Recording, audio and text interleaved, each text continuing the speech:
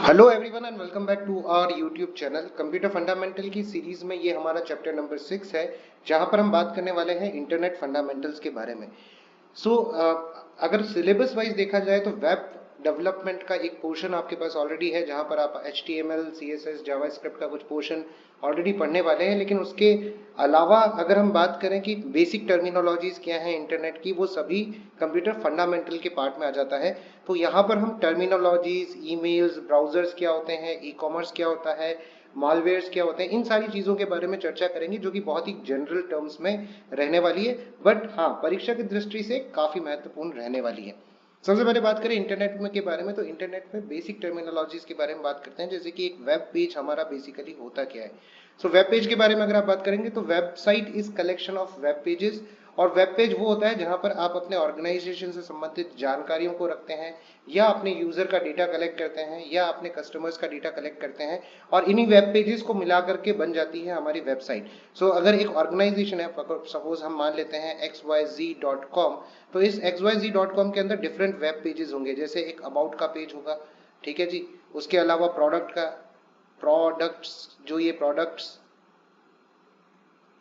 Cell करते हैं या बनाते हैं, उन प्रोडक्ट्स का एक पेज हो सकता है। उसके अलावा कॉन्टैक्ट का एक पेज होगा। इस तरीके से ये अगर आप देखोगे तो ये डिफरेंट वेब पेजेस हैं जिनको मिलाकर के एक वेबसाइट बन गई है xyz.com। ये वेब पेजेस डिजाइन किए जाते हैं HTML लैंग्वेज के अंदर, जिसको हम बोलते हैं hyper text markup language. Hyper text markup language, ठीक है जी। हाइपरटेक्स्ट मार्कअप लैंग्वेज वो लैंग्वेज है जिनमें इन वेब पेजेस को डिजाइन किया जाता है, राइट। अब वेब पेजेस को हम कहाँ रखते हैं या वेबसाइट को कहाँ पे रखते हैं? हम सर वेबसाइट को जो रखते हैं हम वो सर्वर के ऊपर रखते हैं। अगर आप इसको समझना चाहें कि आपकी वेबसाइट कैसे काम करती है, तो आपका एक क्लाइंट मशीन है, यानी कि आप अपने सिस्टम पर बैठे हुए आपने एक ब्राउजर चला रखा है, और साथ में एक वेब सर्वर है जो यूएसए में, यूके में कहीं रखा हुआ है, या बैंगलोर में कहीं रखा हुआ है। अब यहाँ पर आपकी वेबसाइट को क्या किया जाता है? होस्ट किया जाता है, यानी कि वेबसाइट इस सर्वर के ऊपर पड़ी है, लेकिन आप यहां से इस वेबसाइट को यूज करना चाहते हैं, तो यहां से आपको रिक्वेस्ट भेजनी पड़ेगी सर्वर के ऊपर, और यहां से वो वेब पेज जो आपने मांगा होगा, जैसे अबाउट अस वाला पेज मांगा है आपने, या index.html मांगा है, वो यहाँ पर रिटर्न होगा। आप वेब पेज के लिए रिक्वेस्ट करेंगे और वेब पेज की रिक्वेस्ट पे आपको मिलेगा रिस्पॉन्स, ठीक है जी। वो रिस्पॉन्स जो होगा वो आपको यहाँ पर मिलेगा, और वो रिस्पॉन्स जब मिलेगा आपको, तो ये रिक्वेस्ट जो भेजी जाती है वेब पेज की from one computer to another computer, ये HTTP प्रोटोकॉल्स को यूज करके भेजी जाती है। ये रिक्वेस्ट और रिस्पॉन्स भेजने और वापस लाने का काम कौन करता है? सर ये HTTP प्रोटोकॉल करते हैं, जिसका नाम होता है हाइपर टेक्स्ट ट्रांसफर प्रोटोकॉल। अगर आप इसको देखेंगे तो हाइपर टेक्स्ट आपने बना रखा था जो कि वेबसाइट के अंदर आपने यूज किया था। अब हाइपर टेक्स्ट को ट्रांसफर करने के लिए हाइपर टेक्स्ट ट्रांसफर प्रोटोकॉल का इस्तेमाल वेबसाइट पर किया जाता है, ठीक है जी। अब आपको पूरी बात समझ में आ गई होगी कि यहाँ पर आपने वेबसाइट बनाई है, उसमें कुछ वेब पेजेस बनाए होंगे HTML को यूज करके। उस वेबसाइट को आपने इस सर्वर के ऊपर होस्ट कर रखा है। होस्ट करने का मतलब आपने उसके ऊपर इंस्टॉल कर रखा है, जनरल भाषा में मान लीजिए एक स्पेस लेकर के वहां पर आपने उसको होस्ट कर रखा है। और अब इस ब्राउजर के ऊपर अगर क्लाइंट को अगर यहाँ से चाहिए कि वो सर्वर से बात करे और सर्वर से वो वेब पेज मंगाए, तो वो रिक्वेस्ट भेजेगा और सर्वर उसको रिस्पॉन्स भेजेगा, जो कि HTTP प्रोटोकॉल्स के थ्रू किया जाता है। अब HTML का फुल फॉर्म क्या होता है? हाइपर टेक्स्ट मार्कअप लैंग्वेज होता है, जो कि हमने देख लिया है ऑलरेडी। HTTP का फुल फॉर्म होता है हाइपर टेक्स्ट ट्रांसफर प्रोटोकॉल। ये भी इंपॉर्टेंट है क्योंकि इससे रिलेटेड क्वेश्चंस भी कई बार पूछे जाते हैं कि आपसे फुल फॉर्म पूछ ली जाती है। सेकेंड इंपॉर्टेंट चीज आती है, web pages are of two types. आप जो वेब पेजेस बता रहे हैं वहां पर दो तरीके के वेब पेजेस आपको मिलते हैं। एक वेब पेज मिलता है आपका स्टैटिक वेब पेज, और दूसरा होता है आपका डायनेमिक वेब पेज। अब सर स्टैटिक वेब पेज और डायनेमिक वेब पेज के ऊपर क्या डिफरेंस होता है? अगर आपने देखा है सिंपल ब्लॉग्स जो होते हैं वो बेसिकली स्टैटिक वेब पेज के अंदर आप काम आते हैं, जबकि अगर आपने गूगल फॉर्म्स देखे हैं जहां पर डेटा कलेक्ट किया जाता है, तो वो आपके डायनेमिक वेब पेज के अंदर आते हैं। इसी तरीके से गूगल, फेसबुक और ये जितने भी पेजेस हैं वो सारे के सारे वेब पेजेस हैं, जहां पर आप कुछ इनपुट देते हो और फिर आपका कुछ या तो आउटपुट जनरेट होता है या डेटा सर्वर के ऊपर पुश कर दिया जाता है। ये बेसिकली स्टैटिक वेब पेज और डायनेमिक वेब पेज के बीच में डिफरेंस है। यूजर जिस पेज के साथ इंटरेक्ट नहीं कर सकता, केवल इंफॉर्मेशन को पढ़ सकता है, वो सारे के सारे स्टैटिक वेब पेज कहलाते हैं। जबकि ऐसे वेब पेज जहां पर यूजर इंटरेक्ट भी कर सकता है वेब पेजेस के साथ, वो सारे के सारे डायनेमिक वेब पेजेस कहलाते हैं।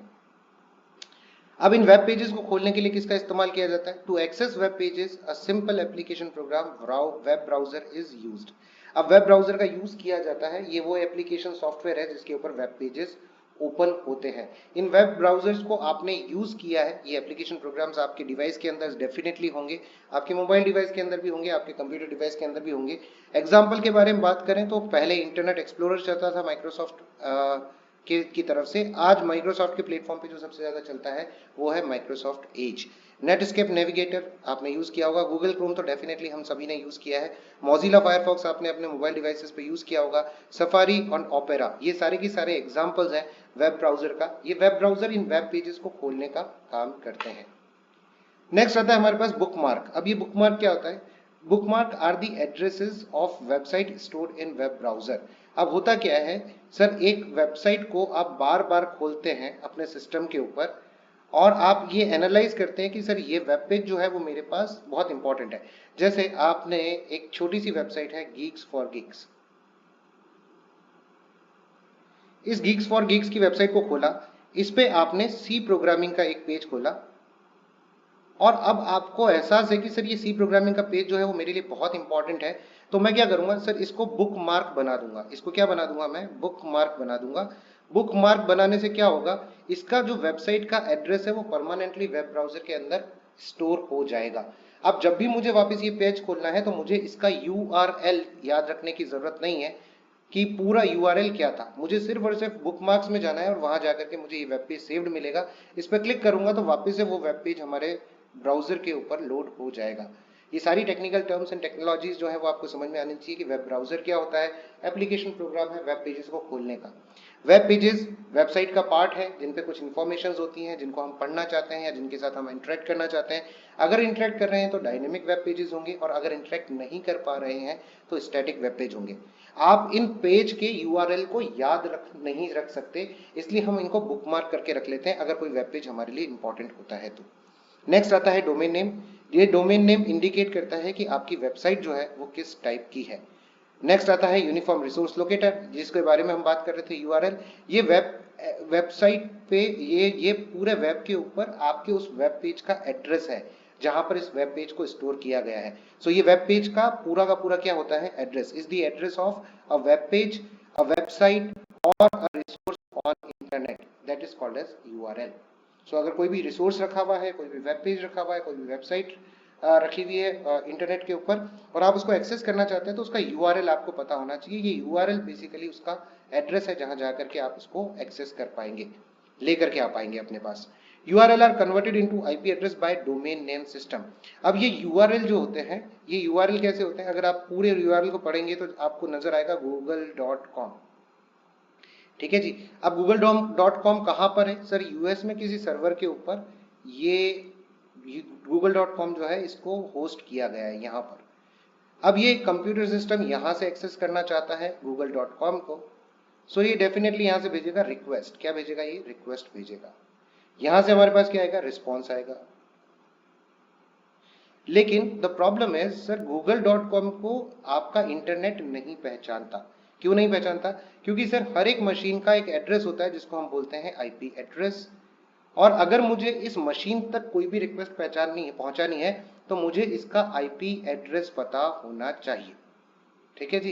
प्रॉब्लम क्या है? आपने वेब ब्राउजर खोल करके डाला है google.com, जिससे आप चाहते हैं कि यहां पर पड़ा हुआ वेब पेज आपके पास आ जाए, लेकिन इस वेबसाइट तक, इस पर्टिकुलर मशीन तक पहुंचने के लिए इसका IP एड्रेस होना बहुत जरूरी है। अब IP एड्रेस तो हमारे पास है नहीं, तो हम क्या करेंगे? google.com जो है, जब आप इस पे टाइप करेंगे वेब ब्राउजर पे, तो वेब ब्राउजर DNS नाम के सिस्टम के पास जाएगा। DNS is domain name system. इस पूरे सिस्टम ने क्या कर रखा है, जितने भी URL है या डोमेन है उनके आगे उनकी IP की एंट्री कर रखी है। URL number 1, URL number 2, URL number 3, इनके सबके IP एड्रेस इसने स्टोर करके रख रखे हैं। इसे बोलते हैं डोमेन नेम सिस्टम। अब जैसे ही DNS को हमने google.com दिया, उसके करस्पॉन्डिंग जो भी IP थी वो हमें रिटर्न कर दी गई DNS के द्वारा। अब जैसे ही हमारे पास आईपी आई, हमें पता है इस मशीन का आईपी एड्रेस क्या है, अब हम अपनी रिक्वेस्ट को एग्जैक्टली इस जगह पर भेज पाएंगे। ठीक है जी। सो ये बेसिकली डीएनएस करता है।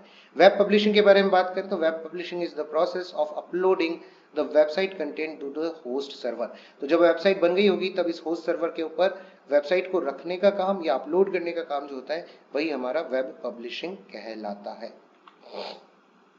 Next, domain names are registered through domain registrar accredited by ICANN। ICANN के द्वारा जो अधिकृत रजिस्ट्रार्स होते हैं, डोमेन रजिस्ट्रार, उनको बेसिकली नामों का पंजीकरण करने के लिए दिया जाता है। सो आप इसके अंदर कौन कौन से मान सकते हैं सर? गोडैडी अगर आपने नाम सुना है,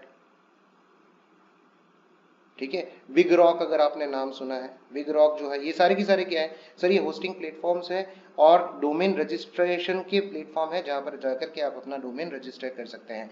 सो फॉर से एग्जांपल, आज अगर मुझे जाकर के akhilesh.com रजिस्टर करना है तो मैं इस वेबसाइट के ऊपर जाऊंगा, इन रजिस्ट्रार्स के पास जाऊंगा जिनको अधिकृत कर रखा है ICANN ने। मैं ये डालूंगा और मैं ये चेक करूंगा कि क्या इसके ऊपर ये वेबसाइट अवेलेबल है या नहीं है। अगर ये वेबसाइट अवेलेबल नहीं है तो फिर मैं जाकर के इसको रजिस्टर कर सकता हूँ। अगर किसी और ने इसको रजिस्टर करा रखा है इस नेम से तो मैं ये रजिस्ट्रेशन नहीं करा सकता। अब टॉप लेवल डोमेन कौन कौन से होते हैं? .com होता है। .com is for commercial organization. अगर आपने देखा हो तो आपने देखा होगा Amazon.com, Flipkart.com, ये सारे के सारे कमर्शियल वेबसाइट है या कमर्शियल प्लेटफॉर्म्स हैं जो कि बेसिकली .com नाम के डोमेन नेम को इस्तेमाल करते हैं। .edu किसके साथ इस्तेमाल किया जाता है सर? .edu एजुकेशनल सोसाइटी या कॉलेजेस के साथ यूज किया जाता है। .net जो है वो उनके लिए होता है जो इंटरनेट संचालक संगठन होते हैं या ऑपरेटिंग ऑर्गेनाइजेशंस होते हैं इंटरनेट के, वो यूज करते हैं। .org for all rest of the organisation. So अगर कोई इस ऑर्गेनाइजेशन में नहीं आता, यानी कि कमर्शियल नहीं है, एजुकेशनल नहीं है, इंटरनेट ऑपरेटिंग नहीं है, तो वो डायरेक्टली जनरल में .org भी ले सकते हैं। सो अगर .net अवेलेबल नहीं है और मेरा कोई बिजनेस है जिसको मैं रन कराना चाहता हूँ तो मैं ऐसा भी कर सकता हूँ, vj.org, ठीक है, vj.org भी मैं ले सकता हूँ, ठीक है, या vjfurniture.org भी मैं यहाँ पे ले सकता हूँ। .gov गवर्नमेंट वेबसाइट के लिए होती है। तो जितनी भी गवर्नमेंट वेबसाइट आपने देखी है अभी तक, वो सारी की सारी अगर आप देखेंगे तो .gov के साथ एंड होती है, उनके लिए ये स्पेशल डोमेन नेम है। भारत की वेबसाइट्स के लिए .in भी यूज किया जाता है। जैसे अमेजॉन की ग्लोबल वेबसाइट जो है वो .com यूज करती है, लेकिन भारत के अंदर जो वेबसाइट है वो यूज करती है amazon.in। अब ये दोनों वेबसाइट अलग अलग बना रखी है, क्यों? क्योंकि amazon.com जो है वो इनकी ग्लोबल या यूएस वाली जो वेबसाइट है वो है, जहां पर आपको प्राइसिंग वगैरह सब कुछ डॉलर के अंदर नजर आएगा, जबकि यहीं पर amazon.in पे अगर आपने लॉगिन किया है तो आपको सारी प्राइसिंग वगैरह रुपीस में नजर आएगी। तो इन्होंने दो डोमेन ले रखे हैं और दोनों डोमेन पे अपनी वेबसाइट को होस्ट किया हुआ है। .co.in अगर आप कमर्शियल ऑर्गेनाइजेशन चलाना चाहते हैं इंडिया के अंदर तो .co.in भी आप चाहे तो असाइन कर सकते हैं अपने लिए। .info इंफॉर्मेशन से रिलेटेड वेबसाइट्स के लिए, और .biz यूज किया जाता है वेबसाइटों के लिए। सो ये बेसिकली डोमेन नेम है जो कि आपको पता होने चाहिए। नेक्स्ट हम बात करते हैं ईमेल के बारे में या इलेक्ट्रॉनिक मेल के बारे में। अब इलेक्ट्रॉनिक मेल क्या है सर? ऑनलाइन अगर आपको किसी को भी कुछ लेटर्स वगैरह देने हैं तो हम जनरली उसे ईमेल बोलते हैं या इलेक्ट्रॉनिक ईमेल बोलते हैं।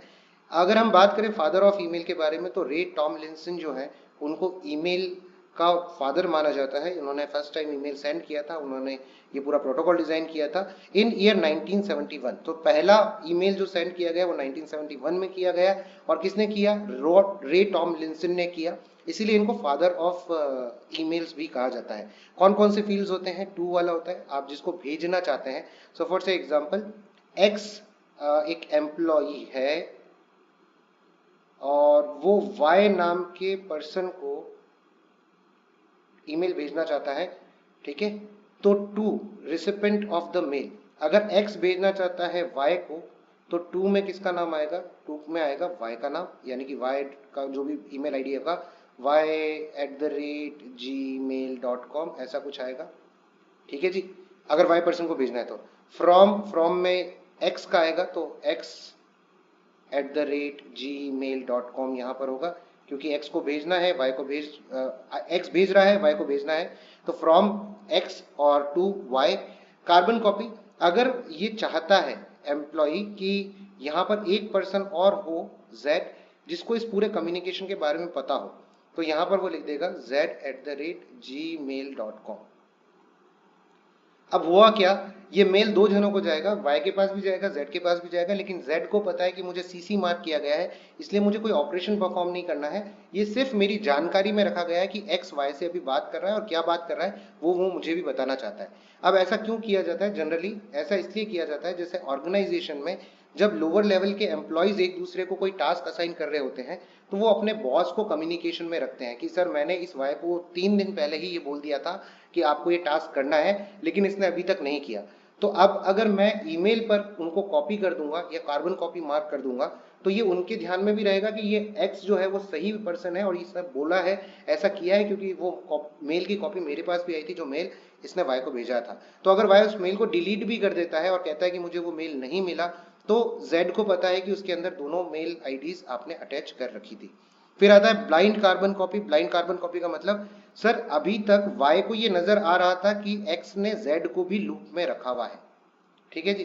तो जब वो सारे ईमेल्स देखेगा तो उसको नजर आएगा कि सीसी में z.com का नाम है, लेकिन अगर X को चाहिए कि Z को नजर नहीं आना चाहिए कि Z को X को चाहिए कि Y को नजर नहीं आना चाहिए कि मैंने Z को भी इस लूप में रखा है, तो वो CC की जगह BCC ब्लाइंड कार्बन कॉपी करेगा। और अब Y जब इस ईमेल को पढ़ रहा होगा या उसके टू और फ्रॉम को चेक करेगा तो उसे कहीं पर भी Z का नाम नजर नहीं आएगा। तो ब्लाइंड कार्बन कॉपी बेसिकली ये होती है। सब्जेक्ट, ये ईमेल किसके रिगार्डिंग है वो आपको यहाँ पर लिखना होता है और फिर उसके बाद आप नीचे ईमेल लिख करके और फिर उसको सेंड कर देते हैं, ठीक है जी। HTML इंटरेक्टिव टूल्स क्या होते हैं? सर HTML में कोड करने के लिए कुछ HTML इंटरेक्टिव टूल यूज किए जाते हैं जिसके बारे में हम जानकारी लेंगे इस पर्टिकुलर स्लाइड के अंदर।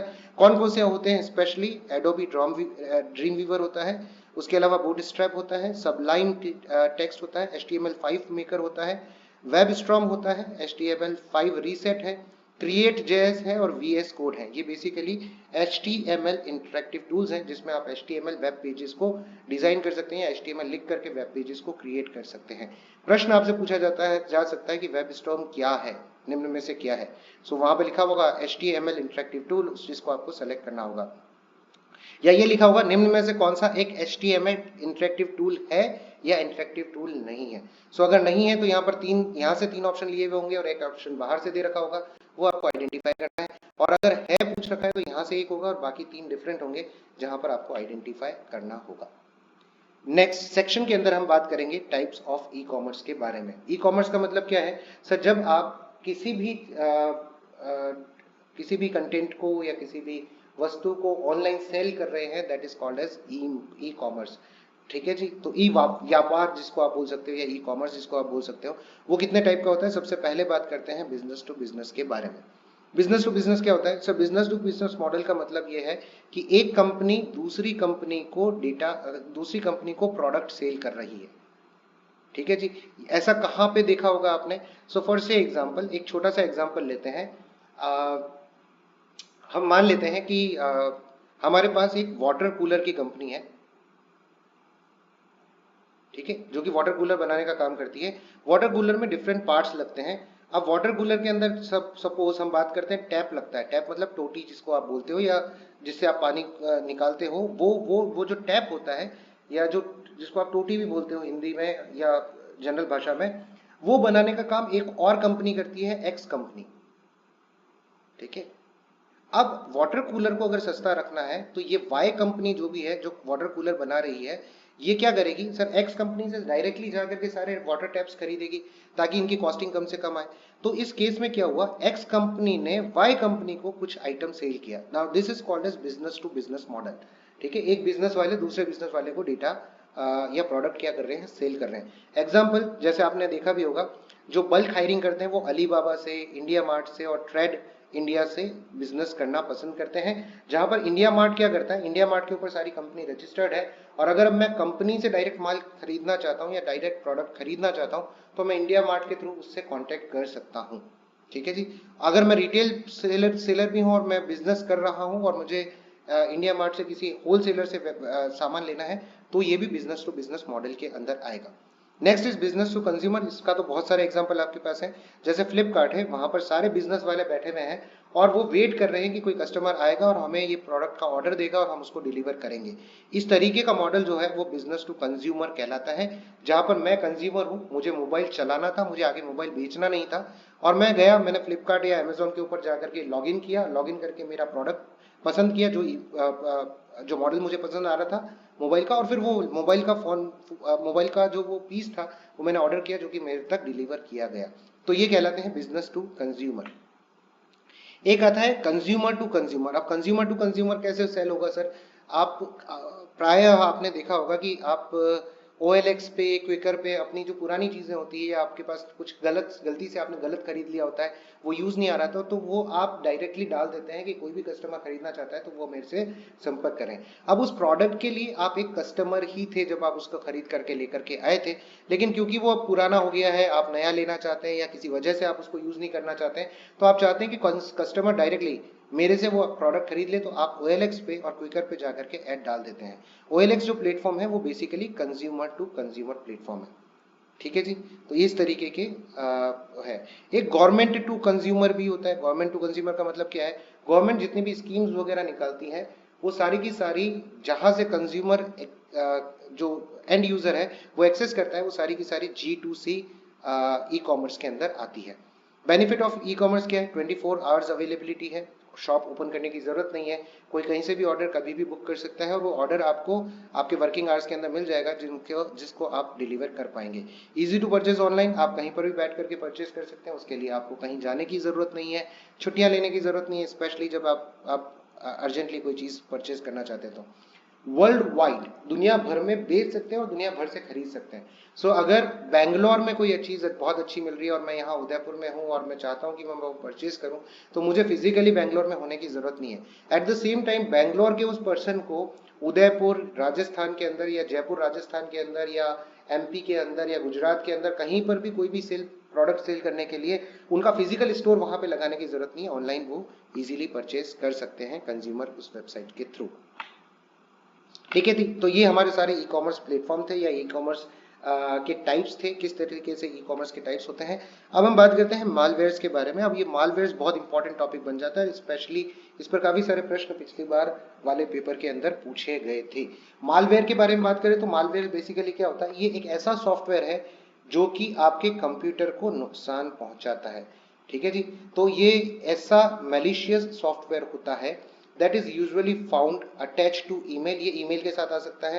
embedded in fraudulent link, आपने कई सारे लिंक देखे होंगे जिसमें आपको लिखा हुआ होगा Amazon पे 500 का वाउचर पाइए, Amazon पे 10% का वाउचर पाइए, Amazon पे अभी क्लिक करिए, 3 लोगों को भेजिए और Amazon पे ये प्रोडक्ट फ्री में पाइए। ये सारे के सारे फ्रॉडेंटल लिंक होते हैं, यानी कि ये धोखाधड़ी वाले लिंक होते हैं। हिडन इन एड्स आ सकता है, आपने कोई ऐड देखा है उसके साथ आ सकता है। Laying in waiting at various sites that person might visit on the internet, कई बार ऐसी वेबसाइट्स हम ओपन कर लेते हैं जहां पर ये लिंक या ये इस तरीके के सॉफ्टवेयर रखे हुए होते हैं और वो बाय डिफॉल्ट आपके कंप्यूटर सिस्टम के ऊपर इंस्टॉल हो जाते हैं। इन मालवेयर्स का सिंपल सा काम जो है वो ये है कि किसी ना किसी तरीके से यूजर्स को नुकसान पहुंचाना, चाहे वो उसकी इमेज खराब करके हो, चाहे वो उससे पैसा वसूल करके हो, चाहे वो उसके रिसोर्सेज को नुकसान पहुंचा करके हो। इस तरीके की दुर्भाग्यपूर्ण भावना से या दुर्भावनापूर्ण भावना से ग्रसित होकर के जो सॉफ्टवेयर बनाए जाते हैं जिससे कि सामने वाले को नुकसान पहुंचाया जा सके, यही मालवेयर्स कहलाते हैं। वापस से रिपीट कर देता हूँ, malware as the malicious software that is usually found attaching, email के साथ आ सकता है, एम्बेडेड फ्रॉडेंटल लिंक के अंदर हो सकता है, हिडन ऐड के अंदर हो सकता है और वेट कर सकता है किसी साइट के ऊपर। जब आप लॉगिन करेंगे तो वो आपके सिस्टम के ऊपर डाउनलोड हो जाएगा। इसलिए वेबसाइट के ऊपर कुछ भी क्लिक करें, सोच समझ के करें। अपने मोबाइल फोन्स पर स्पेशली इस तरीके के लिंक जो लालच देने के लिए बनाए गए हैं कि 10% ऑफ दे देंगे, 50% ऑफ दे देंगे, यहाँ पे क्लिक करोगे तो फ्री दे देंगे, इस प्रकार की चीजें अपने मोबाइल डिवाइसेस पे तो खोले ही ना। ये सिंपल सा तरीका है इनसे बचने का। ठीक है, थी इसका उपयोग क्यों करते हैं? ऑब्वियस ही बात है, it is used to harm computers and networks so that attacker can then steal data or money। आपकी सिस्टम के ऊपर काफ़ी सारी डिटेल्स आपकी होती हैं, पर्सनल डिटेल्स आपकी होती हैं, कार्ड डिटेल्स आपकी होती हैं, उन सभी को चुराना चाहते हैं, उनको यूज़ करना चाहते हैं और आपको नुकसान पहुंचाना चाहते हैं। All it takes is one click, wrong click for the malware to install itself and begin to execute to its program। ये एक क्लिक की देरी है सिर्फ इस तरीके के लिंक पर, और ये आपके सिस्टम के ऊपर इंस्टॉल हो जाएंगे और ये आपके सिस्टम के ऊपर काम करना स्टार्ट कर देंगे। टाइप्स ऑफ मालवेयर्स के बारे में बात करें, जहां से आपको और आइडिया लगेगा कि ये किस किस तरीके से इस तरीके से धोखाधड़ी की जा सकती है। तो सबसे पहले आते हैं एडवेयर्स। एडवेयर सर्व्स अनवांटेड और मालिशियस एडवर्टाइजिंग। इनका मेन मकसद नुकसान पहुंचाना नहीं है, लेकिन कई बार होता है कि कंपनी ये चाहती है कि उनके एड्स हर जगह दिखाई दें, तो वो किसी ना किसी एक वेबसाइट के ऊपर बहुत सारे एड्स अपने डाल देगी, या उस वेबसाइट को खूब सारा पैसा दे करके अनलिमिटेड एड्स आपके वहां पर चलना स्टार्ट हो जाएंगे, रिपीटेटिवली एड्स चलने स्टार्ट हो जाएंगे, जिससे आप काफी परेशान हो जाते हैं कई बार वेबसाइट को खोलते वक्त। कई बार आपने देखा होगा कि वेबसाइट जब खोलते हैं तो 3 4 5 लिंक एक साथ ओपन हो जाते हैं। आप एक ऐड को बंद करते हैं तो दूसरा ओपन हो जाता है, दूसरे को बंद करते हैं तीसरा ओपन हो जाता है। आपको लगभग 4 5 ऐड लगातार बंद करने होते हैं, तब जाकर के आप उस पर पहुंचते हैं। अब ये कंपनीज जानबूझ करके भी करती हैं और कंपनीज नोइंगली अननोइंगली करती हैं, लोगों को पैसा दे करके या किसी कंपनी की वेबसाइट को हैक करके।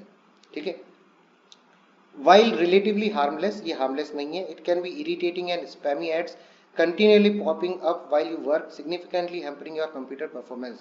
अब ये वेब के एड्स जब चलने लग जाएंगे तो आपके कंप्यूटर का परफॉर्मेंस जो है वो डिग्रेड हो जाएगा। ये इरिटेटिंग है, बट ये नुकसान पहुंचाने के मकसद से नहीं बनाए गए हैं।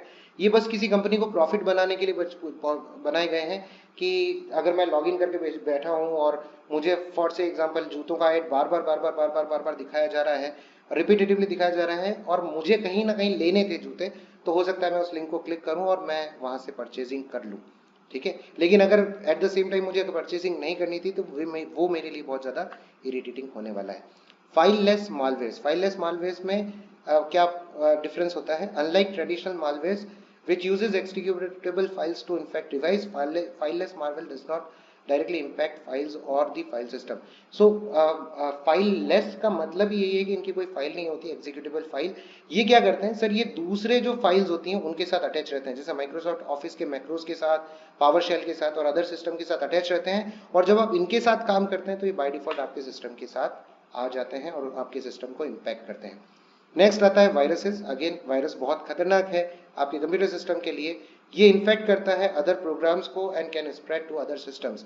अगर आपके एक सिस्टम के साथ के ऊपर वायरस आ गया है, ठीक है जी, यहाँ पर अगर ये वायरस से इन्फेक्ट हो गया है और अगर ये इंटरनेट कनेक्टिविटी के साथ दूसरे सिस्टम के साथ जुड़ा हुआ है, तो सबसे बुरी बात यह है कि ये वायरस यहाँ पर भी फैलना स्टार्ट हो जाएगा। ठीक है, the virus is attached to a file and it is executed once the file is launched। तो ये फाइल्स के साथ आते हैं और जैसे ही आप फाइल को क्लिक करते हैं तो ये फाइल के साथ आपके सिस्टम के ऊपर ट्रांसफर हो जाते हैं वायरस। देन ये क्या क्या कर सकते हैं? ये इनक्रिप्ट कर सकते हैं, करप्ट कर सकते हैं, डिलीट कर सकते हैं और आपके डेटा को मूव कर सकते हैं। अब जिस पर्सन ने आपके सिस्टम के ऊपर ये वायरस भेजा था वो कहीं ना कहीं बैठ करके इसको कंट्रोल कर रहा है। अब अगर आपके सिस्टम के ऊपर वो वायरस है तो वो आपके सिस्टम से डेटा ले सकता है, आपके डेटा को एनक्रिप्ट कर सकता है। एनक्रिप्ट करने का मतलब सर ये नॉन रीडेबल फॉर्मेट में कन्वर्ट कर देगा, नॉन रीडेबल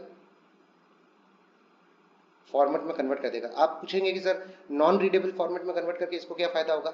जब आप अपनी फाइल खोलेंगे और वो नॉन रीडेबल फॉर्मेट में होंगे और ये आपसे कहेगा कि सर आप मुझे पैसे दीजिए, अदरवाइज मैं आपके डेटा को नॉन रीडेबल से रीडेबल में कन्वर्ट नहीं करूंगा। अगर ये डेटा आपके लिए बहुत महत्वपूर्ण है तो फिर आप इसको कुछ ना कुछ रैंसम देंगे अपने फाइल को फ्री कराने के लिए। और क्या कर सकता है? ये डिलीट भी कर सकता है डेटा, और ये उस डेटा को मूव करके अपने पास भी लेकर के आ सकता है। ये बिना फाइल्स के नहीं आते। तो वायरसेस को से बचने का सिंपल सा तरीका ये है कि जो अननोन लिंक्स हैं उनको आप जनरली क्लिक ना करें। ये बिना फाइल्स के ट्रांसफर नहीं होते। वॉर्म्स के बारे में बात करें तो like a virus, a worm can spread itself to other devices और सिस्टम। वायरस की तरह ही ये दूसरे सिस्टम पर फैल सकते हैं। However a worm does not infect other programs. ये दूसरे प्रोग्राम्स को इन्फेक्ट तो नहीं करता है, बट ये अपनी कॉपीज क्रिएट करता है जिससे ये सिस्टम क्या हो जाए? स्लो हो जाए। अब एक वॉर्म बढ़ते कई कॉपीज अपनी क्रिएट कर लेगा और वो सिस्टम के ऊपर एग्जीक्यूट होते रहेंगे, तो वो सिस्टम की परफॉर्मेंस को धीमा कर देंगे, यानी कि आपके परफॉर्मेंस जो है सिस्टम की वो डाउन हो जाएगी। नेक्स्ट आते हैं ट्रोजन्स। ट्रोजन्स भी बहुत ही खतरनाक है आपके कंप्यूटर सिस्टम के लिए। ये खुद नहीं फैल सकते, ये जब तक आप किसी लिंक पर क्लिक नहीं करेंगे, एग्जीक्यूट नहीं करेंगे, तब तक ये खुद नहीं फैल सकते। वायरस की तरह और वॉर्म्स की तरह नहीं कि एक सिस्टम पे फैल गए तो उससे कनेक्टेड दूसरे सिस्टम के ऊपर ऑटोमेटिकली फैलना स्टार्ट कर देंगे। हर बार इनको एग्जीक्यूट किया जाएगा किसी ना किसी लिंक वगैरह पे क्लिक करके। ये स्पेसिफिकली डिजाइन किए गए हैं डेटा को चुराने के लिए या सिस्टम को रिमोटली एक्सेस करने के लिए। ठीक है, क्यों कर रहे हैं सिस्टम को रिमोटली एक्सेस? ताकि हम लोगों की जासूसी कर सके, स्पाई कर सकें या क्या कर सकें, जासूसी कर सकें। अब जब हम आपके सिस्टम को कंट्रोल कर रहे हैं तो फॉर से एग्जांपल यहाँ आपका एक लैपटॉप है, आपको नहीं पता था और गलती से आपने इस कंप्यूटर सिस्टम वाले ने जो ट्रोजन बनाया था वो अपने सिस्टम के ऊपर इंस्टॉल कर लिया। तो अब ये जो पर्सन है एक्स, ये पर्सन वाई के सिस्टम को कंट्रोल कर पा रहा है एक्स पे बैठे बैठे। ठीक है, और इसका मतलब ये हुआ कि ये कभी भी इसका कैमरा ऑन कर सकता है, कभी भी इसका डेटा जो टाइप कर रहा है वो देख सकता है। इस तरीके से की स्ट्रोक्स को भी आपके रिकॉर्ड कर सकता है। सो ये बेसिकली प्रॉब्लम है ट्रोजन्स के साथ। नेक्स्ट आते हैं हमारे पास बॉट। बॉट क्या करते हैं sir? Bot basically major disaster अगर आपको लाना है, सिस्टम को शट डाउन करना है, पूरे सिस्टम के नेटवर्क को शट डाउन करना है, तो हम बॉट्स को डिजाइन कर सकते हैं। ये बेसिकली डिनाइल ऑफ सर्विसेज के लिए या DOS अटैक्स के लिए इस्तेमाल किए जाते हैं। ठीक है जी। सो डिनाइल ऑफ सर्विसेज का मतलब क्या है? मैं अपने कंप्यूटर सिस्टम पे बॉट को जब इंस्टॉल कर लेता हूं तो वो बॉट ऑटोमेटिकली मेरे को रिक्वेस्ट जनरेट करके देता रहता है एक्सटर्नल रिसोर्स की तरह, और इस तरीके से मैं दूसरे के कंप्यूटर सिस्टम के साथ ऐड नहीं हो पाता हूँ। ये बॉट्स, मल्टीपल बॉट्स को यूज करके बॉटनेट को क्रिएट किया जा सकता है और ये बॉटनेट अदर डिवाइसेस पे फैलाया जा सकता है, जिससे पूरे के पूरे नेटवर्क को एक साथ डाउन किया जा सकता है। डाउन करने का मतलब होता है वो कार्य करना बंद कर देगा एक साथ सिस्टम, और आप समझ नहीं पाएंगे कि अचानक से ये हुआ क्या है सिस्टम के अंदर। सो बॉट नेट क्रिएट कैसे किया जाता है? बॉट जैसे एक सिस्टम है जो कि बॉट से इन्फेक्टेड है, वो दूसरे सिस्टम के अंदर जो कंप्यूटर नेटवर्क से कनेक्टेड है। सो फॉर से एग्जांपल, अगर ये कंप्यूटर थे आपस में जो आपस में कनेक्टेड है, इनका पूरा का पूरा नेटवर्क है जो कि काम कर रहा था। ठीक है जी, ये कनेक्टेड है ऐसे। ठीक है, अब ये ए कंप्यूटर है, बी कंप्यूटर है, सी कंप्यूटर है, डी कंप्यूटर है। सबसे पहले बॉट ने अटैक किया कहाँ पे? बॉट ने अटैक किया यहाँ पर, फिर ये बॉट यहाँ पर भी फैल गया, फिर ये बॉट यहाँ पर भी फैल गया, ये बॉट यहाँ पर भी फैल गया। इस तरीके से पूरे नेटवर्क के अंदर बॉट फैल चुका है और इसने बॉट नेट बना लिया है, यानी कि बॉट्स का नेटवर्क बना लिया है। अब जब ये एक साथ बॉट्स रन होंगे तो ये इस पूरे नेटवर्क को डाउन कर देंगे, ये किसी को आपस में कम्युनिकेट नहीं करने देंगे, और इस तरीके से इंटरनेट होते हुए भी या नेटवर्क होते हुए भी आप एक दूसरे के साथ कम्युनिकेट नहीं कर पाएंगे। नेक्स्ट होते हैं रैंसमवेयर। रैंसमवेयर जो होते हैं वो बेसिकली ट्रोजन्स की तरह ही काम करते हैं। इसमें हम क्या करते हैं, हम सिस्टम पे अटैक करते हैं। जैसे ये सिस्टम है, अगेन एग्जांपल ले लेते हैं, एक्स का सिस्टम है, वाई का सिस्टम है। अब क्या किया है, एक्स ने अटैक किया वाई पे, रैंसमवेयर अटैक। इसने इसके सिस्टम का कंट्रोल ले लिया और इसके सिस्टम पे जितनी भी फाइल्स थी उन सभी फाइलों को एनक्रिप्ट कर दिया। एनक्रिप्ट मतलब नॉन रीडेबल फॉर्मेट में कन्वर्ट कर दिया। अब अगर ये फाइल खोलेगा तो इसको कुछ ना कुछ अजीब से कैरेक्टर्स नजर आएंगे, लेकिन इसको अपनी इंफॉर्मेशन नजर नहीं आएगी। This is called as encryption. ये बेसिकली हैकर्स करते हैं। अब इसने इस पूरे सिस्टम का कंट्रोल ले लिया है। अब अगर आप समझें कि ये मेरे ऑर्गेनाइजेशन का कंप्यूटर था या ये मेरे व्यवसाय से संबंधित डेटा इस पे था, तो वो डेटा मेरे लिए बहुत इंपॉर्टेंट है, और क्योंकि वो डेटा इंक्रिप्टेड हो गया है तो मैं डेटा को रीड नहीं कर पा रहा हूँ। अब ये अटैकर मुझसे डिमांड करेगा मनी की या रैंसम की, जिसको आप बोलते हो रैंसम, फिरौती मांगना। रैंसम बेसिकली फिरौती मांगना होता है। अब ये फिरौती की डिमांड करेगा, रैंसमवेयर की डिमांड करेगा, और ये कहेगा कि मुझे इतना अमाउंट आप ट्रांसफर करो, तभी जाकर के मैं आपके सिस्टम की फाइल्स को डिक्रिप्ट करूंगा, जिससे आपको मिल जाएगा। ठीक है, सो इस तरीके से फाइल को कंट्रोल किया जाता है रैंसमवेयर के अंदर। नेक्स्ट होता है स्पाईवेयर। स्पाईवेयर बेसिकली जैसा मैंने बताया कि आपके सिस्टम के ऊपर ऐसे कुछ सॉफ्टवेयर इंस्टॉल कर दिए जाएंगे जिससे आपका पूरा सिस्टम मैं कंट्रोल करूंगा। मैं कभी भी कैमरा चला सकता हूं, कभी भी कुछ भी रिकॉर्ड कर सकता हूं, आपके ही क्या कहते हैं स्पीकर के थ्रू वहां पे रिकॉर्ड किया जा सकता है, या आपके माइक के थ्रू रिकॉर्ड किया जा सकता है, जिससे कि मैं आपके ऊपर जासूसी कर सकूं या आपका डेटा जो है वो कलेक्ट कर सकूं, आपके सिस्टम को कंट्रोल कर सकूं, देख सकूं आप किसको मेल भेज रहे हैं, मेल के अंदर क्या डेटा भेज रहे हैं, क्या व्हाट्सएप चला रहे हैं, कौन से नेटवर्क पे बात कर रहे हैं, किसके साथ क्या बात कर रहे हैं। सो बेसिकली इस तरीके के अटैक को स्पाईवेयर कहा जाता है। काफ़ी सारी जो एजेंसीज होती हैं वो बेसिकली आपके सिस्टम को ट्रैक करती हैं इन सब चीज़ों को लेकर के, बट अगर ये कोई गवर्नमेंट एजेंसी नहीं कर रही है then there is a attack by hacker. ठीक है जी। सो ये हमारा पूरा आज का सेशन रहा था जहां पर हमने इंटरनेट के फंडामेंटल्स के बारे में बात की थी। हमने ये भी देखा था ई कॉमर्स कितने टाइप के होते हैं, मालवेयर्स किस किस टाइप के होते हैं। अब हम बात करेंगे नेक्स्ट सेक्शन के अंदर इनसे रिलेटेड कुछ प्रश्नों के बारे में। आपको ये प्रश्न के उत्तर देने हैं और ये प्रश्नों के उत्तर आप इजीली दे पाएंगे अगर आपने ये वाला पोर्शन, इससे पहले वाला पोर्शन प्रॉपरली किया है तो। पहला क्वेश्चन है what is the full form of URL. URL क्या होता है सर? Uniform resource locator. पहला ऑप्शन है यूनिफॉर्म रिसोर्स लिंक जो कि गलत है। दूसरा है यूनिवर्सल रिसोर्स लोकेटर, गलत है। तीसरा है यूनिफॉर्म रिसोर्स लोकेटर जो कि बिल्कुल करेक्ट है। यूनिवर्सल रिसोर्स लिंक लास्ट वाला ऑप्शन है जो कि गलत है, यानी कि सी ऑप्शन करेक्ट ऑप्शन हो जाता है। Which protocol is used to transfer web pages, which protocol is used to transfer web pages over the internet। अगर इंटरनेट के ऊपर वेब पेजेस एक जगह से दूसरी जगह पर भेजना चाहते हो तो किस प्रोटोकॉल का इस्तेमाल करते हो सर? HTTP प्रोटोकॉल या HTTPS सिक्योर प्रोटोकॉल, इन दो प्रोटोकॉल्स का इस्तेमाल किया जाता है। What is the full form of HTML? HTML की फुल फॉर्म क्या है sir? Hyper text markup language. First A option जो है वो हमारा करेक्ट ऑप्शन है। हाइपर टेक्स्ट मार्कअप लैंग्वेज इसको कहा जाता है। Which of the following is a web browser? निम्न में से कौन सा एक वेब ब्राउजर है? Oracle वेब ब्राउजर नहीं है, डेटाबेस एप्लीकेशन है। लिनक्स एक ऑपरेटिंग सिस्टम है। गूगल क्रोम डेफिनेटली एक वेब ब्राउजर है। और वेब MS वर्ड जो है वो एक एप्लीकेशन सॉफ्टवेयर है। ठीक है जी। सो अगर यहाँ पर देखें आप तो ध्यान से देखने पर आपको पता चलेगा कि गूगल क्रोम जो है वो एक वेब ब्राउजर है। DNS is used to convert blank space into IP address। DNS किसको IP एड्रेस में कन्वर्ट करता है? URL को कन्वर्ट करता है क्या? नहीं सर, URL को नहीं करता। डोमेन नेम को करता है? जी हाँ बिल्कुल, डोमेन नेम को ये किस में कन्वर्ट कर देता है आपका बेसिकली जो डोमेन नेम आपके पास होते हैं उन डोमेन नेम्स को कन्वर्ट कर देते हैं IP। क्यों करते हैं सर? इसके बारे में हमने और डिटेल में जानकारी ली थी, क्योंकि हर सिस्टम का अपना एक IP होता है और अगर आप उसको रिक्वेस्ट भेजना चाहते हो तो डोमेन नेम से आपका नहीं जाएगा, google.com के नाम से नहीं जाएगा, उसकी जगह उसकी IP चाहिएगी जो कि आपको कन्वर्ट करनी पड़ेगी, जो कि DNS करने का काम करता है। Who is known as the father of emails? रे टॉमलिंसन जो है वो फादर कहलाते हैं ईमेल्स के। इन्होंने 1971 में पहला ईमेल भेजा था। In an email BCC stands for blind carbon copy।